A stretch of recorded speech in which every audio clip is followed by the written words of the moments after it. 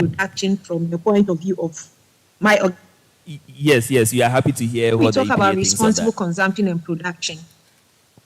We are talking about the use of services and related products which respond to basic needs and bring a better quality of life while minimizing the use of natural resources and toxic materials, as well as emissions of waste and pollutants over the life cycle of the service or the product, so that we do not jeopardize the need for future generations to also meet their ability to live their lives the way they want to do it.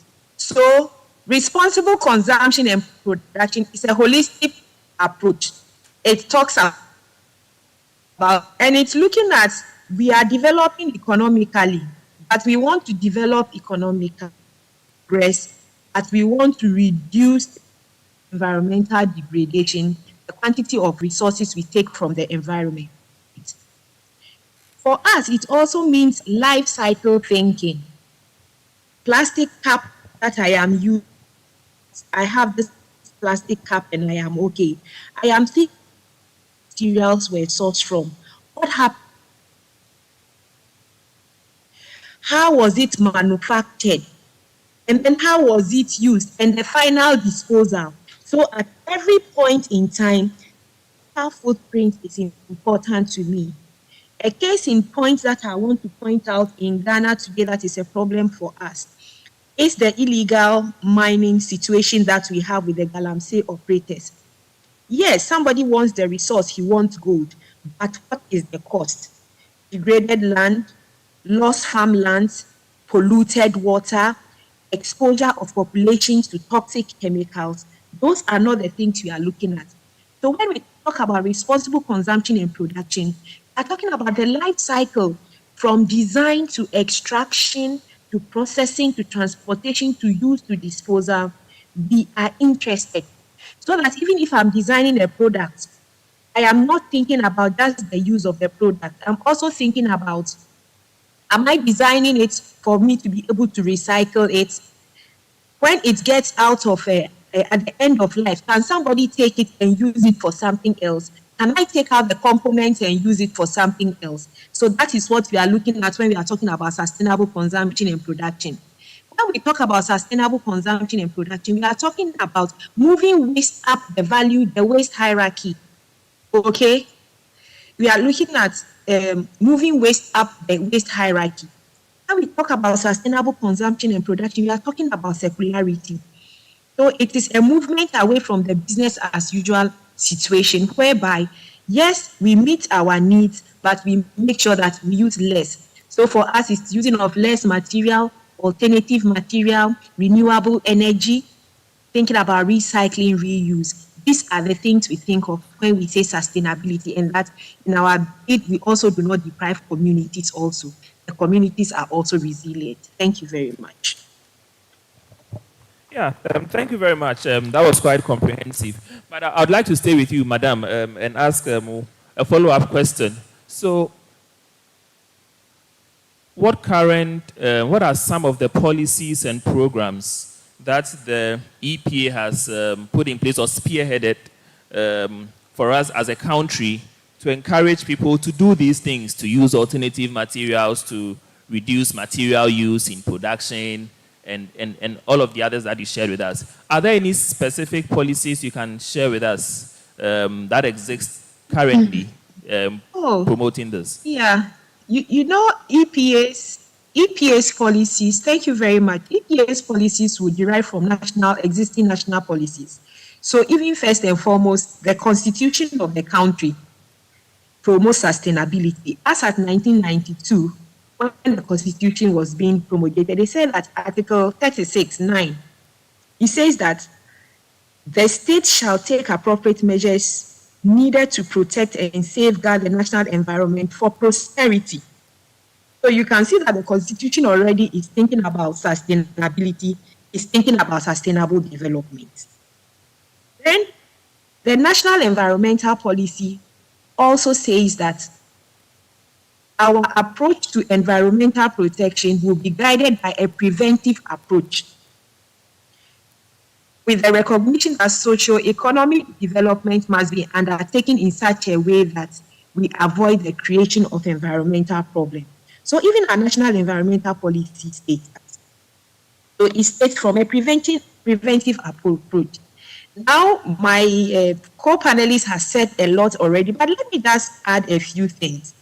There are policies, the National Environment Policy, the Renewable Energy Policy, the Petroleum Policy, the National Climate Change Policy, the Climate Smart Agriculture Policy, our Industrial Policy, our Forestry and Wildlife Policy. So there are a lot of policies, and even the National Plastic Management Policy also is there.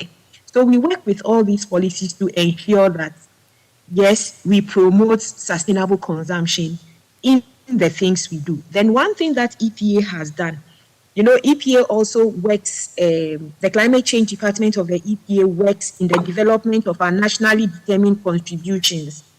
That is what Ghana has committed to in meeting up with the Sustainable Development Goals, the Paris Agreement. And so they work a lot, and so they have factored a lot of areas, identified areas and actions for mitigation and also adaptation for climate change. So there are a lot of actions that are taking place. One that has been done is the establishment of the Ghana National Cleaner Production Center, where I work. Then interventions that have taken place. Several years back, we phased out lead from our fuel. In the past, we used to add lead to our fuel to enhance its performance in car engines. That has gone. We are also doing a vehicular emissions monitoring to check on the pollution that is emitted from our vehicles. So we have worked with the DVLA and other related institutions to do that. Then the other thing that is also happening is they are promoting the use of biogas in cleaner production center. They are trying to look at alternative sources of energy. They are trying to promote resource efficiency in industries so that you help them build their capacity, carry out audits so that you can identify in the process areas where you can cut down on waste so that you don't do end of pipe treatment of waste, but to prevent it even from happening. That way you save costs, you save the environment, and then you are more efficient. So these are the few things I'll touch on. Thank you very much. Yeah, thank you very much, Madam. I appreciate that. Yeah, a hand clap. Okay, so I'll move on. I'll come back to, I almost said I'll come back to the studio. I'll come back to this room. And then my question is, so as Mr. Mukwando, you hinted of that earlier in your speech in the morning. We've also heard that a few minutes ago. We seem to have a lot of programs. We seem to have a lot of policies. We seem to have a lot of stuff on paper that seek to promote responsible production and consumption. In your estimation, do you think we have left something out? I'm talking policy option right now. Are there some policies we can begin to think of? I know we have enough already. Are there any complementary policies, perhaps? Any new ideas for policies we can begin to think about? And I'd like to go to Dr. Benin first, and then I'll come to Mr. Mukwando, and then I'll go online. Any policy proposals, short to medium term or long term, either way? Yeah, from my lens, Ghana produces crude oil, right? But sometimes I begin to ask myself, why should Ghana produce crude oil, export the crude oil, and in case St. Oil Refinery or Tomoyo Refinery needs the crude oil, they'll go and buy it from the international market at an expensive price, come and refine, and then sell it to us.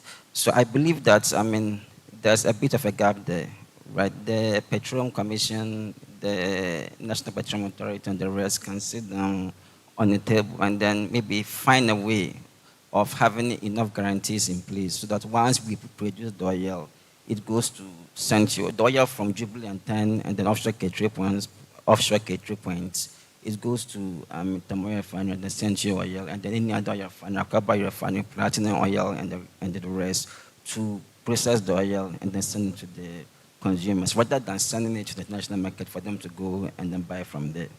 Thank you. Oh, I thought you would clap to that. because then we don't have to import the finished product, and then we can't use the dollar as an excuse for high fuel prices anymore. So I thought you'd be happy to hear that. Okay, Mr. Mukwando.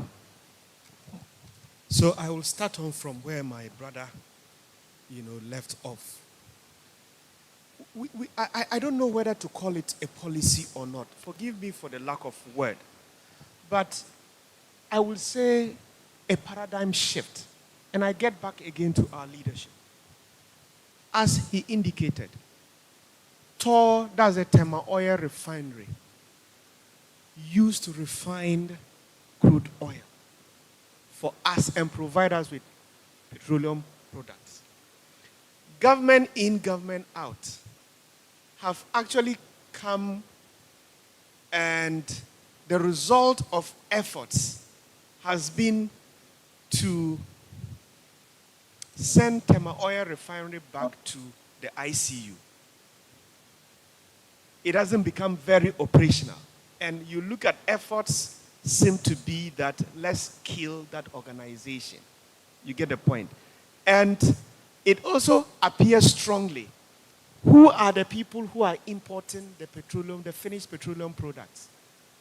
It is, some of them include the people who are supposed to be making the policies to ensure that we have local refineries. So we need a serious paradigm shift from personal interest to national interest. We did it with Atuabu gas. Why can't we do the same thing? And Atuabu gas processing plant is for Ghana. Why can't we do the same thing for a refinery? A private refinery by the Chinese has just been completed around the Tema.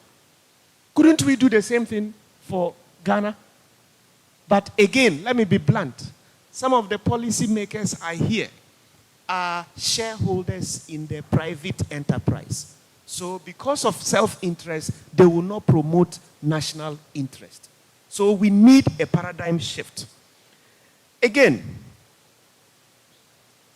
we need different implementation strategies because our business as usual mode of implementation, it is not all inclusive because there are a number of policies and people don't even know about them. So we need to resource another agency that appears to have been intentionally crippled, and that is the National Commission on Civic Education. We need to resource them so that they can carry our policies from Accra to the grassroots. Remember, Accra is not Ghana. Ghana is bigger than Accra. So we need to change implementation strategy. Thank you very much. Thank you, Mr. Mukwando. I used to think that the NCC only works when elections are drawing closer. I used to think so. Anyway, let me go online and speak to Mr. Edujemfi. Mr. Edujemfi, are there any complementary policies you would propose in this direction to promote responsible production and consumption?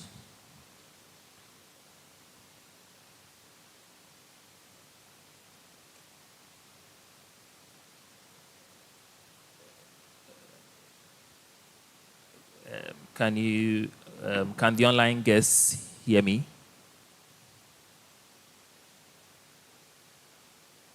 Okay, let's hear from Madame from EPA, if she can hear me. Are there any complementary? Okay. Okay, good, thanks. Hello.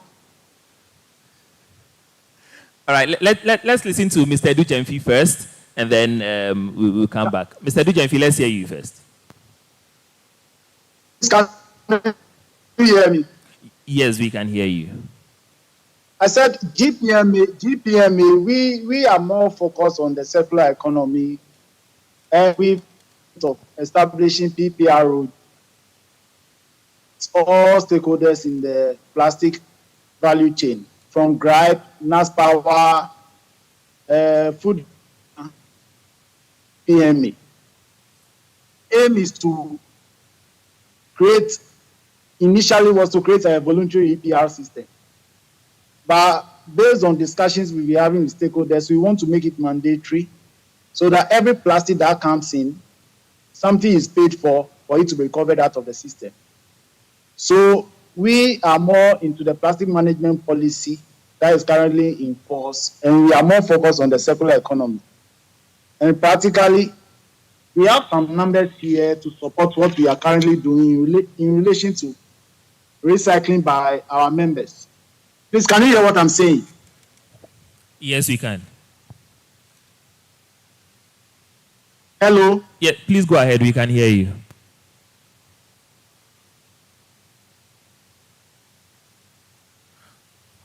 Okay. Did we lose him? Media team, did we lose him?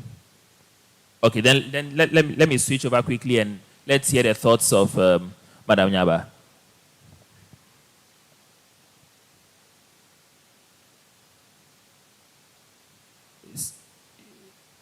Is she online?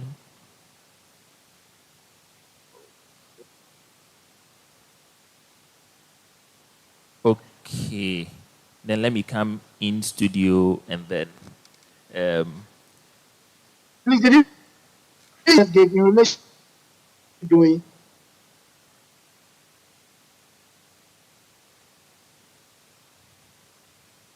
I said in terms of flexible and rigid recycling, we are doing 298,080 metric tons annually. PET, we are doing 28,550 metric tons. Awaiting the opening of Mr. Muhinani's PET factory. That will increase this figure to a point where most of the PET that we find in our gutters and all over the place will not be around anymore. So we are practically doing what is expected to be done as an association. Okay, thank you. So you kept hearing him say GPMA, GPMA. So that's the Ghana Plastic Manufacturers Association, right? Okay, so can we hear from Madam now? Thank you very much. My position on additional policy, we don't need any additional policies as we stand currently in Ghana.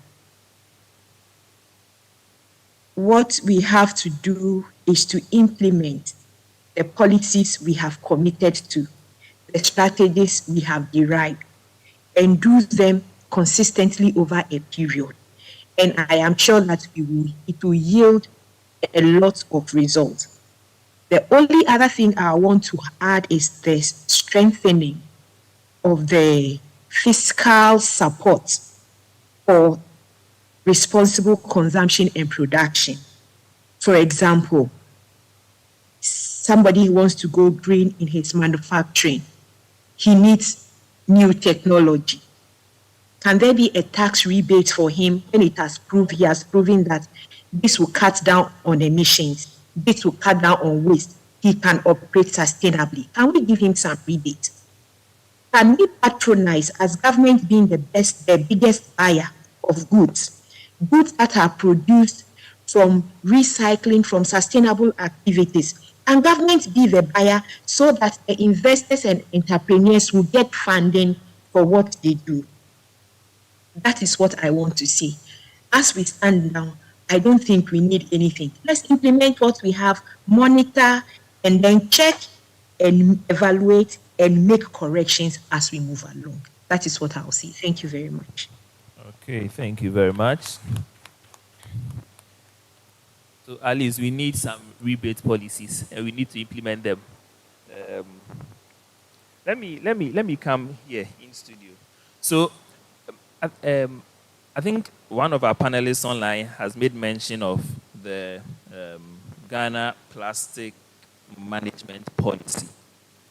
Now, this policy has 4 focus areas. And I can tell you for free that one of the focus areas, in fact, the first of the focus areas, they talk about behavioral change. In a national policy, I thought I would see more technical stuff, do this, do that. The first focus area was about behavioral change. But my question is, In fact, one of their policies is also about collaboration. And that's where my question is. Which institutions can form useful collaborations, useful partnerships to be able to achieve the goals of responsible production and consumption? And I'll take the views of all my panelists. So, which institutions should be thinking of working together? Which institutions should be thinking of collaborating? And to save time, let me add the next question. How does the academia come in? We are an academic institution, we are a university. How can we partner with any of the institutions or partnerships or collaborations you can talk about to prosecute this agenda? And this time I want to hear Mr. Amukwando first, and then I'll come to Dr. Benin, and then we'll go online. Talk to me about partnerships, collaborations to be able to achieve these goals. Thank you very much. I think virtually all institutions need to collaborate, starting from policy makers or policy actors, that is the various ministries. So let me just restrict myself to the energy side. So within the energy space, you need to start with, number one, the policy actors. Number two, Parliament needs to be a strong collaborator. Then you will need the industries. The industry needs to be a collaborator, and to take off from where my sister from the Cleaner Production Center indicated, Ministry of Finance is actually the cord or the strand that ties all of these people together. Provide some fiscal incentives, rebates. Because to get a tax rebate when you are importing stuff into this country, you need to go through the Ministry of Finance. Then it goes to Parliament. Parliament is the only institution that can grant tax waiver before you are granted the waiver. And it takes, if you don't take time, you may give up after forever. So Ministry of Finance needs to be actively involved. The industries, through their associations like AGI, Association of Ghana Industries, and then Ghana Chamber of Commerce and Ghana Chamber of Commerce and Industry, and other associations, they need to be part of the value chain of collaboration. And the academia. Academia needs to be properly featured. And sometimes there is always this mindset that, oh, academics for there, they do publications. I think we need to move away from, vary our academic outputs. Do the paper, but also do commercialization of knowledge. So academia needs to be importantly involved. Two more people left. The media. As a country, and then the Ghana Journalists Association, we need to intentionally empower the media. Forgive my French, but in Ghana, our media personnel appears to be engaged in concert journalism. She said, he said, instead of taking a subject matter like responsible consumption and production, do research on it, analyze it, and use their platform to educate the masses. So we need to empower the media to make them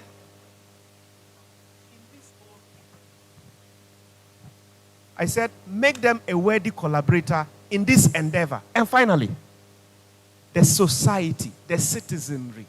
Let's collaborate with the assemblymen. Let's collaborate with the assemblywomen. Let's collaborate with the religious organizations.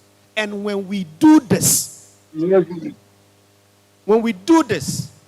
we will be able to holistically address some of our challenges through responsible production and consumption. Thank you. Thank you very much, Mr. Amukwando.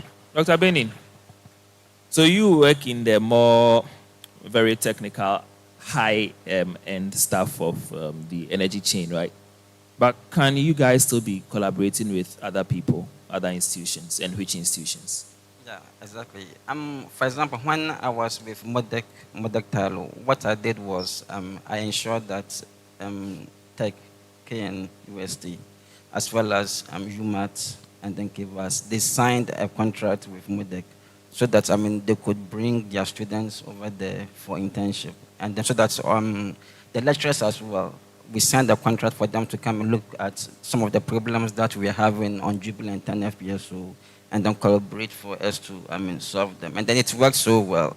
Even with the new oil refinery that my brother spoke about, St. Oil Refinery, right? I'm the government consultant over there. I ensured that they signed a contract with tech for students to come over there to come and look for problems and at least bridge the gap between industry and then academia. What I think you guys should be doing is that you shouldn't be afraid to approach the institutions. Go to Tylo, go to Modec, go to all the energy firms, approach them that you want students to come over to come and undertake research so that at least you can bridge the gap between industry and then academia. For the Petroleum Commission, that's the upstream side, and then MPA, that's the downstream side. I spent both times at both institutions. What I say is that these two institutions do not talk, right? I would expect the Petroleum Commission to be sitting with MPA as well as the Energy Commission so that at least they can discuss how best to improve the energy situation in Ghana. I think that's a gap that needs to be bridged. Thank you. Great. I'm happy to hear that. And I see our level 300 students nodding excitedly about that because they have to embark on their industrial attachment at the end of this semester. So good luck to you guys. Let me go online and then hear from Mr. Edu Jemfi. Are there some institutions you think your association should be partnering with? Yeah. We are currently partnering with Nestle and Food and Beverage Association of Ghana to start a pilot on the use of shopping bags using modern trade shops like Melcom, ShopRite, Max Smart and Co. So we usually there's lots of discussions, seminars, workshops, and all that. But we believe that these workshops and seminars are just becoming too much. So we started doing something, hoping that when Malcolm accepts it, and the other major shops that have promised come on board, practically, we can see the reduction in the use of plastic shopping bags in most of the modern trade shops. Because we have the numbers in relation to the amount of branches across the country. So we are hoping that it will go through because there is some monies to be paid by consumers, and as a ministry, all those things have to be considered before accepting doing certain things. That will start reducing the plastic before to come the policy to implement some of these things. And we hope that when we start and it is really working, the rest of the shops will come on board, and then it will permit to other related industries. Thank you. Right. I think that is a great initiative the association is taking there. Let's hear from the EPA and the Clean Production Center. Are there any institutions you think you should embark or collaborations with? And how do we come in as an academic institution as well? Hello. Yes, we can hear you. Please, can you? Okay, so I'm asking what institutions should the EPA be looking to partner with or collaborate with to prosecute the responsible production and consumption agenda? That's one. And two, how do we as a university or academic institution come in? Responsible consumption and production. The responsibility of taking care of the environment is a shared responsibility.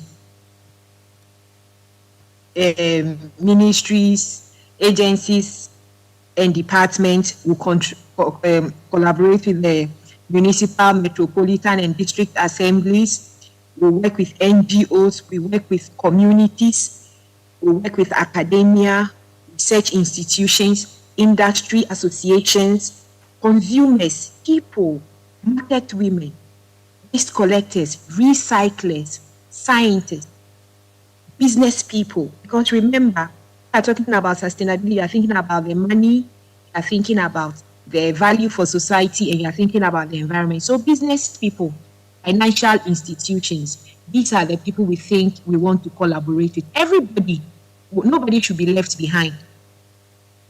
The other area where I see academia playing a very important role for us to move, I see academia playing that role with respect to R&D, research and development, bring the innovation to drive. Sorry, I have to have a meeting and had to join. Oblige me. I kindly want to. Okay, thank you. Thank you very much. We want to engage with our audience in this room. And if we have audience online, they can also share their views. And Dr. Kugbe would take care of that. So please stay put for us and let's hear from our audience. Thank you very much, Dr. Jemante. I'm sure that we've all enjoyed the discussion, thoughtful submission from our panelists. So now we want to engage our audience. I know some of you are itching with questions and comments to contribute to the policy and scientific dialogue regarding responsible consumption and production. So please, the floor is open. We'll take the first five, and then our panelists will do justice to those comments, and we proceed. So please, yes, Dr. Kumsum, please approach the microphone. Please, I think we should just approach the microphone so we take it one after the other, and then our panelists will respond. And those who are online, I'm sure if you can also type your questions in the chat box, we can read your questions and comments to facilitate the entire engagement process. We'll do that within the next 15 minutes, and then we'll wrap up this session for our lunch break because it's getting to that time of the day. You know, it's very, very important. So, all right. So, Dr. Kunsum, kindly go ahead with your question.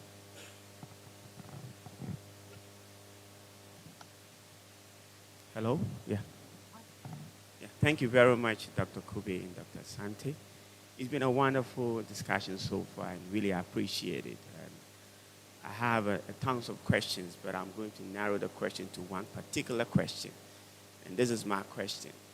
Do you think Ghana specifically, are we having a serious governance issue in Ghana specifically? Do we have governance issues in Africa in terms of policy implementation, not policy making?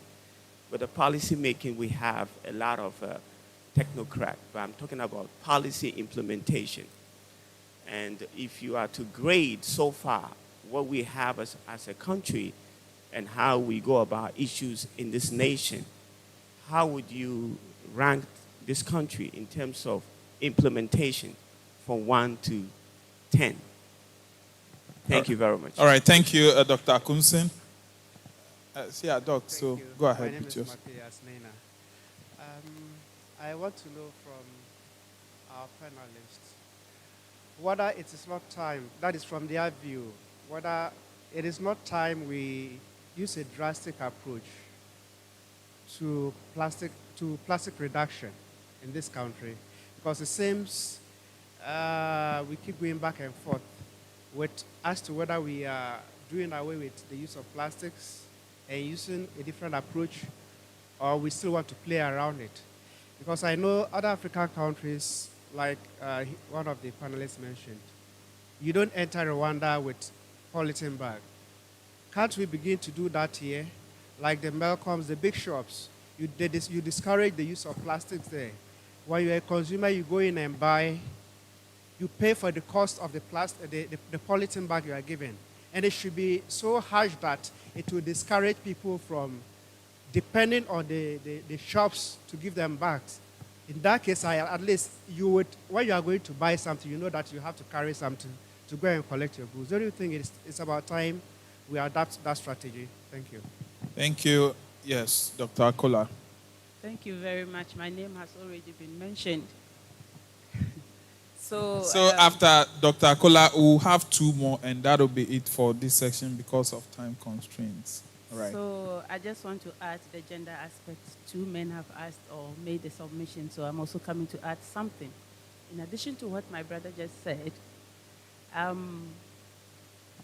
heard that plastics came to solve a problem. But in my view, the problem plastics came to solve was not a deadly problem. It wasn't a problem that was a matter of life and death. But the problems, the plastics that have come is creating, it's an issue of life and death. When you go to the northern sector, for example, our fields are full of black plastics. When they cultivate their crops, the roots will start and they are stuck on the plastic, so all the crops die. You have our goats chewing plastics and they die and get bloated. So the issues these plastics are causing, it's rather life and death. So why don't we take a drastic measure? Because the problem they came to solve is not any problem that is about life and death. Thank you. Thank you very much, Dr. Akola. Issues about life and death. Yes. So please, the last person should just get ready after the gentleman. All right. Hello, yeah. My name is Senna. I'm with Voice of America, VOA. So I have a comment and then a question about a community-based approach to solving this problem.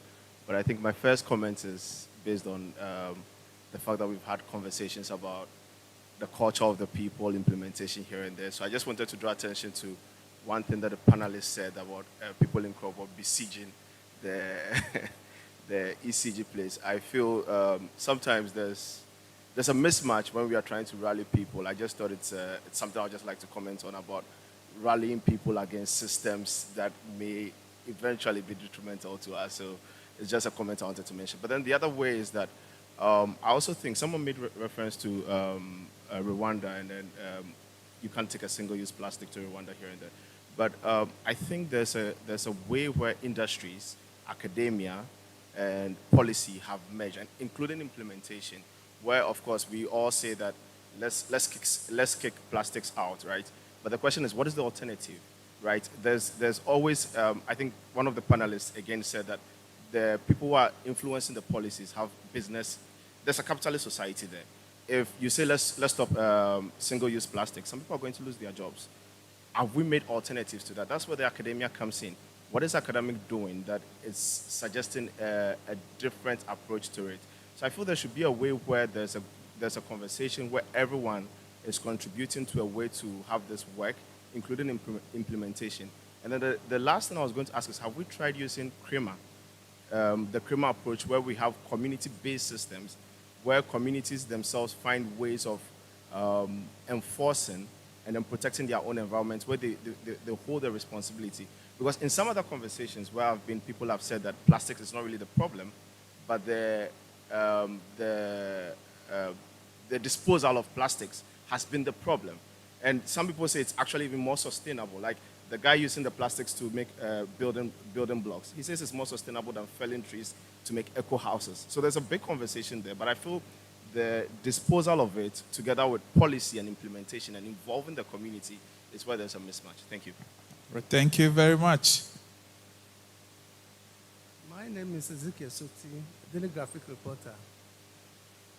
My comments will be in line with Mr. Amakwanda's comments on the GGA. Yes, basically there are three things that the media does. We educate, we entertain, and we inform. So these are three main core duties. Other things come into it. For example, as we are here now, he said will come in. Because what Mr. Makwanda and the others did, we need to report.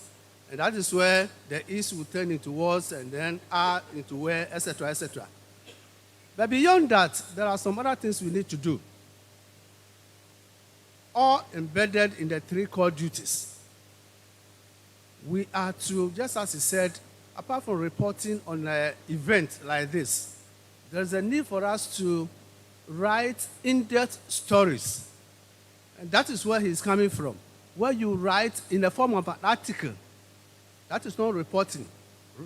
Article. And where you go into details, and then where you bring suggestions and what have you. But there is a major problem in this country. If a government is in power, and somebody, a journalist, for example, I do a story, an article, and it has to do with policies that is not in line with the government, then trouble. Sometimes they can call your GJ president and warn him. Go and tell Ezekiel Soti to keep quiet. I am not referring to government in power. I'm referring to all governments. And so this is a major problem. There are some of us, we have ideas and we have articles, we write, and sometimes the ethics, you draw the attention of one or two people. When they look at the content of it, they will tell you, share it. Otherwise, we shall have problem. So until the governments or people in authority, they see that everybody has something to contribute in terms of development of the nation, and when you bring an idea, it should be brought into it, we shall be where we are. Thank you very much. Thank you very much, Mr. Soti. So I think that we'll let our panelists respond to the questions and comments, and if we also have some questions and comments online, we'll read them.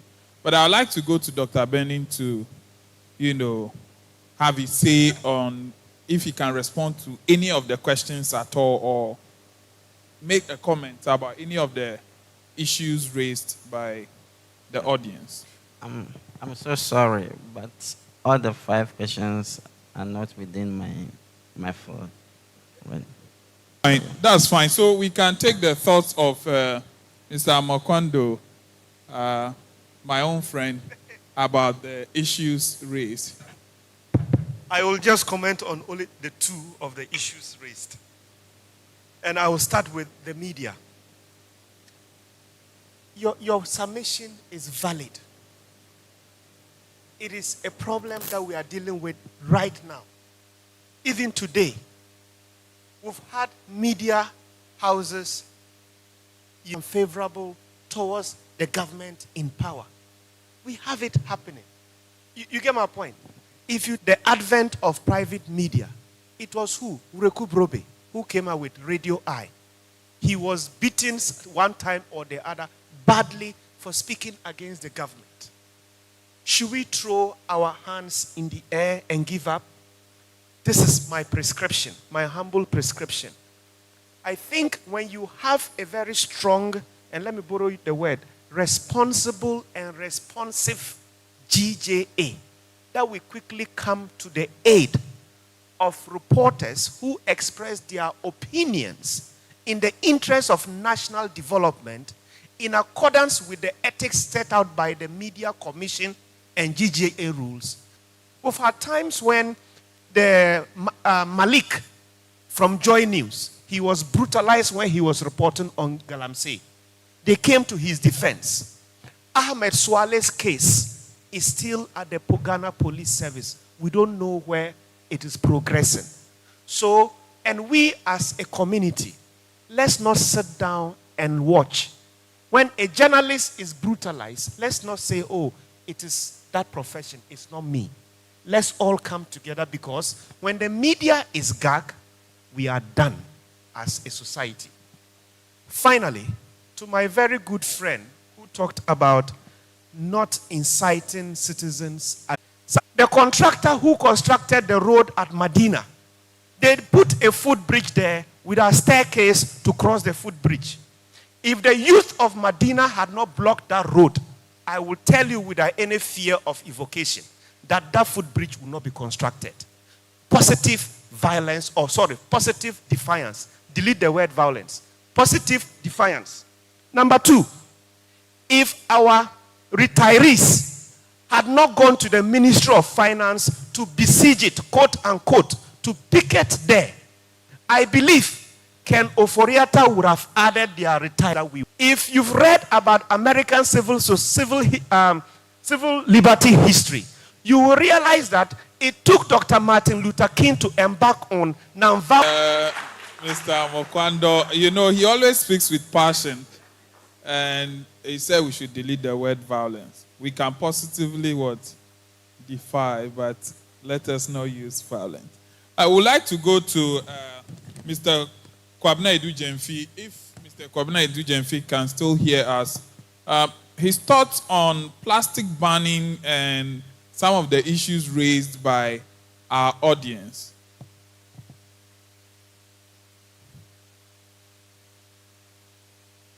Our media team, do we have Mr. Kwabena Edu-Jemfi online? Okay, Mr. Kwabena Edu-Jemfi doesn't seem to be online, but the beautiful thing about conferences is that the discussions will continue even over lunch, and even after the conference, the discussions will continue.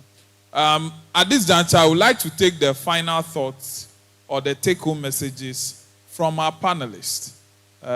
Since Dr. Bending said he didn't have any locus on the questions or comments made, in terms of the take-home message, I'm sure he can give us something. So, Dr. Bending, please give us something to take home as we go for our lunch. Thank you. So from my lens, industry and then academia should collaborate more. Thank you. A very short, he's talking about the last goal of the SDG, eh? Okay, partnership. Yes, Mr. Ahmed. I agree with what he said. Academia and industry should collaborate. Thank you very much. Oh, ladies and gentlemen, let's give it up to them. I think one of the issues that we've been dealing with has to do with the disconnect between academia, industry, and all the practitioners and implementers. We have beautiful policies. Academia does good research, but they don't end up anywhere. We get our promotions and Google cites us, we are fine. Policy people today sit over a bottle of beer and they make their policies and then we complain. So partnership is key as a take-home message from this afternoon panel session. Thank you very much to our panelists. We really appreciate you. Thank you for your insights and wish you all the best. Thank you, Dr. Ajemante, for leading the way. Thank you very much for your waiting. The MCs will take over and you'll get our announcement for the continuation of the program.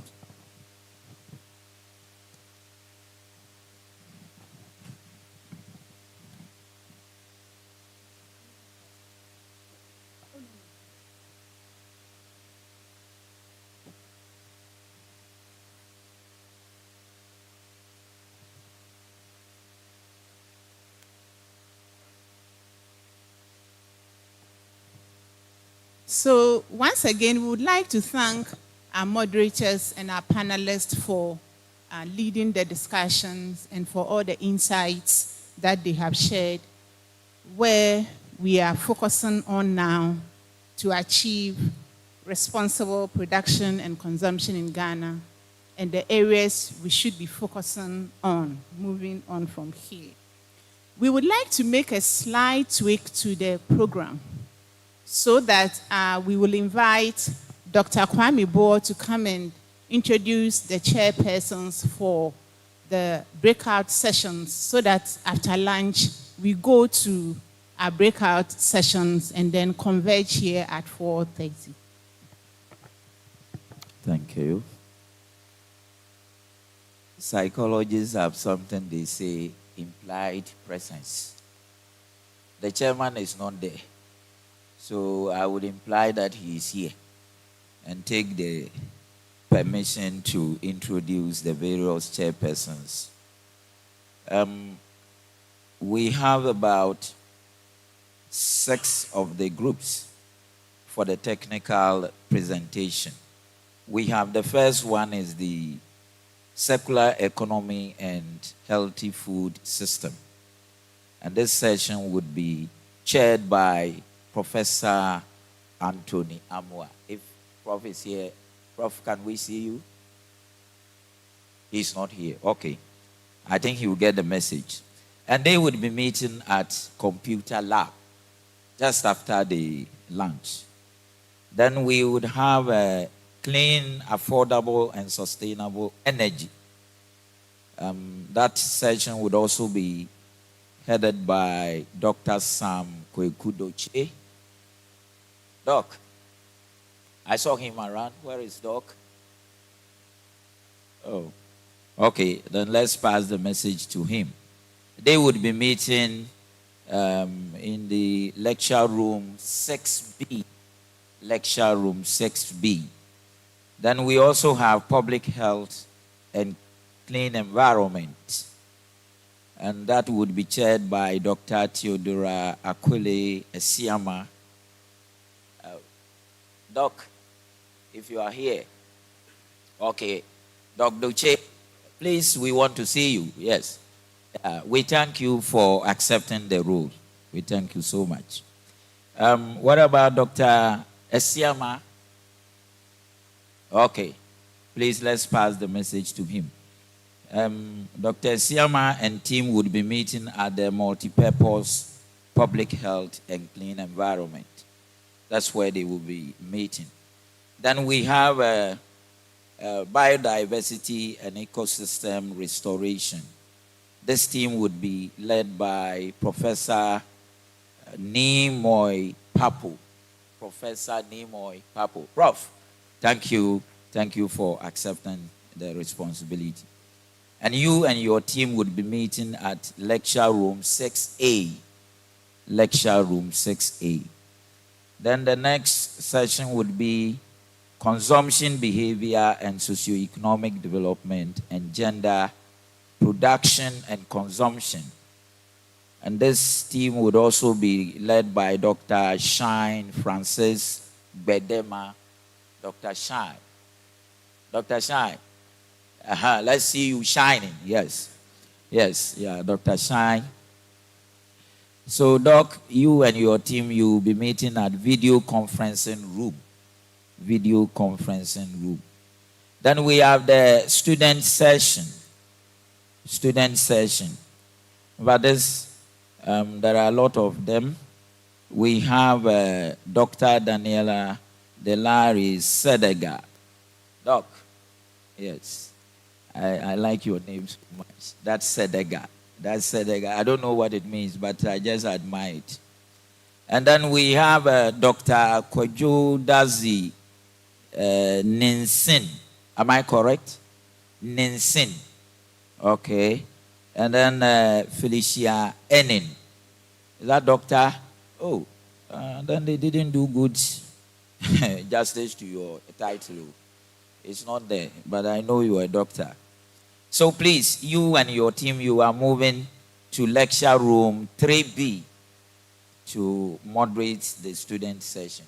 I think my role is done.